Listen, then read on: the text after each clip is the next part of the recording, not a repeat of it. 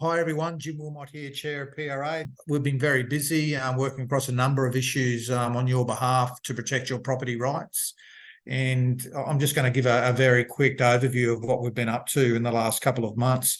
As far as the rollout of renewables in Queensland, we've been very busy getting out and talking around the southeast and a bit further afield in community meetings, just getting the message out there of what the policy intent nationally and at a state-wise means for communities and our property rights, as I don't think people are aware of the true size and scale of this renewable juggernaut and what it means right across the key issues of agricultural productivity, the damage to the environment, what it means for the economies of our rural and regional areas, and some real key social impacts that we see arising to the top from this rollout.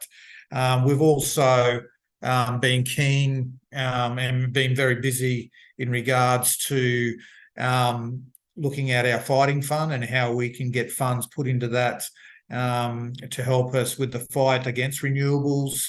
And you recently would have seen on our website a billboard that we put up recently prior to the bull sales in Rocky, where we had a billboard there telling a bit of truth-telling about where koalas would rather live, and that's certainly not under a wind turbine.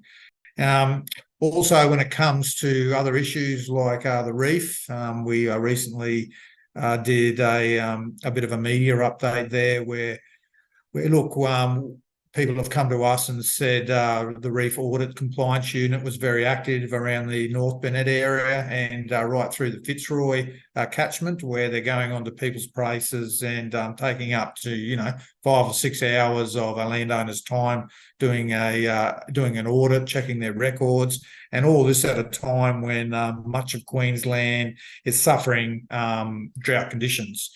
And I just find that as chair just unforgivable that the government would actually go out and do some compliance strategies when communities and landholders are really feeling the pressure of very dry conditions.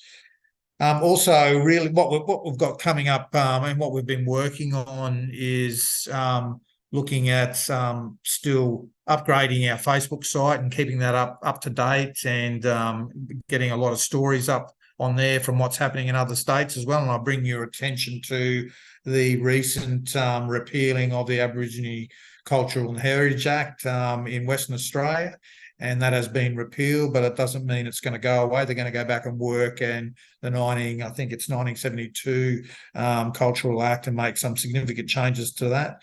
But these types of things have just been not just put on the back burner.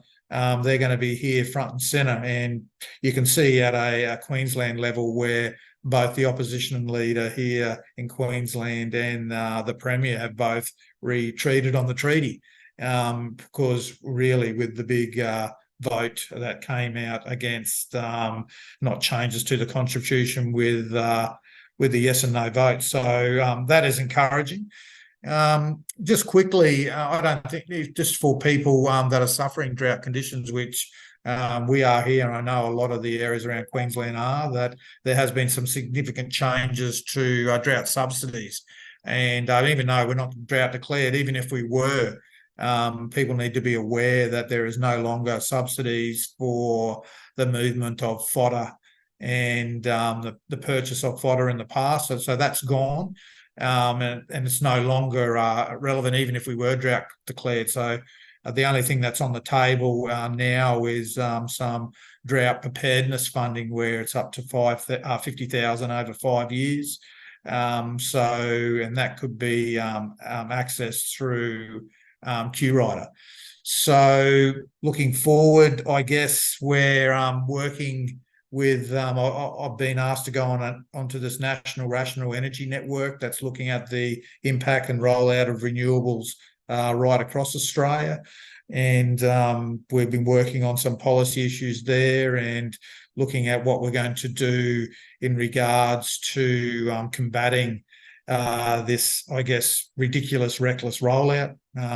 Just a heads up, there's a rally in Sydney on the 30th of November. And there's a lot of groups from New South Wales, Victoria and Tasmania going. I'm going to try and get to it. I know some of the action group people here around Queensland may be looking at heading down.